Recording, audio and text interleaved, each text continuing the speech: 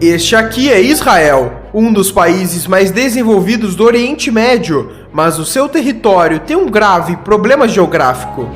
Começando pelas suas fronteiras, o país é totalmente cercado por nações que já o atacaram no passado, sendo o Egito na fronteira sul, a Jordânia no leste e ao norte o Líbano e a Síria. Além disso, existem países declaradamente inimigos de Israel, como o Irã, que mesmo não fazendo fronteira já ameaçou o país diversas vezes, além da Arábia Saudita, Iraque, Argélia, Líbia, Kuwait e o Sudão, que também já foram inimigos do país.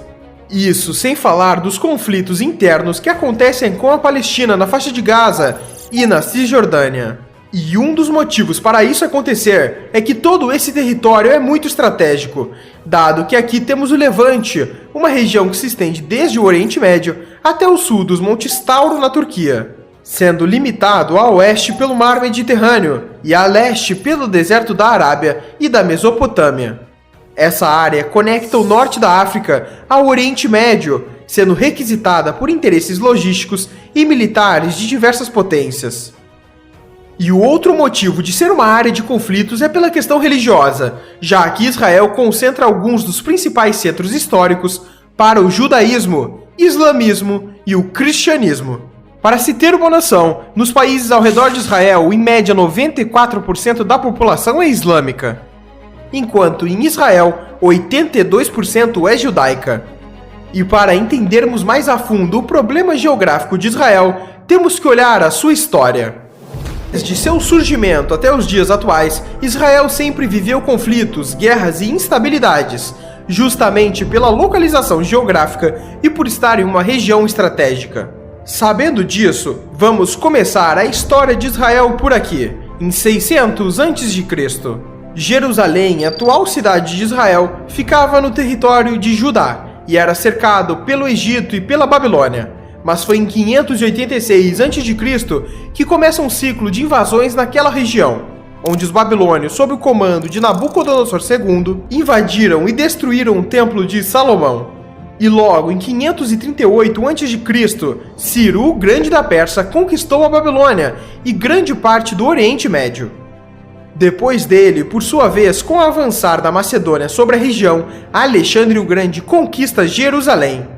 E esse ciclo continua, com a atual região de Israel sendo dominada por Roma e outras diversas potências estrangeiras, com destaque para os reinos europeus durante as Cruzadas, que tiveram motivos principalmente religiosos e demarcaram a disputa entre cristãos e muçulmanos, que ocorre até hoje. Mas foi só em 1948, com a saída dos britânicos, que Israel proclamou sua independência. Mas ao fazer isso, países árabes como Egito, Jordânia, Síria, Líbano e Iraque não poderiam ver um Estado judeu no Oriente Médio e invadiram o país por todas as suas fronteiras, começando assim a Guerra Árabe-Israelense.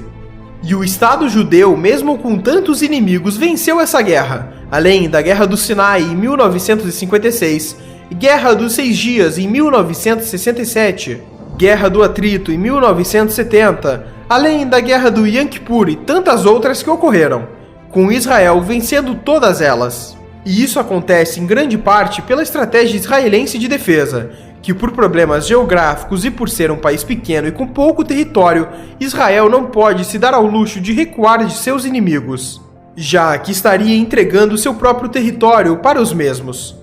Basicamente, a estratégia se dá da seguinte maneira: a primeira etapa é avançar sobre território inimigo no momento que eles menos esperam, e depois, enquanto uma linha avança diretamente em direção ao inimigo de forma rápida, uma ou mais linhas de ataque se dão pelas extremidades de forma a avançar mais rápido ainda, cercando o inimigo e não deixando penetrar em seu território.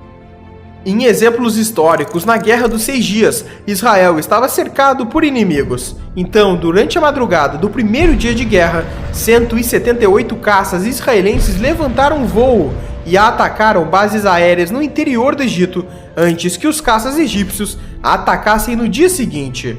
O mesmo aconteceu com ataques terrestres, dado que no mesmo dia do ataque aéreo, soldados israelenses avançaram contra posições egípcias que estavam entrincheiradas, com investidas diretas e pela retaguarda.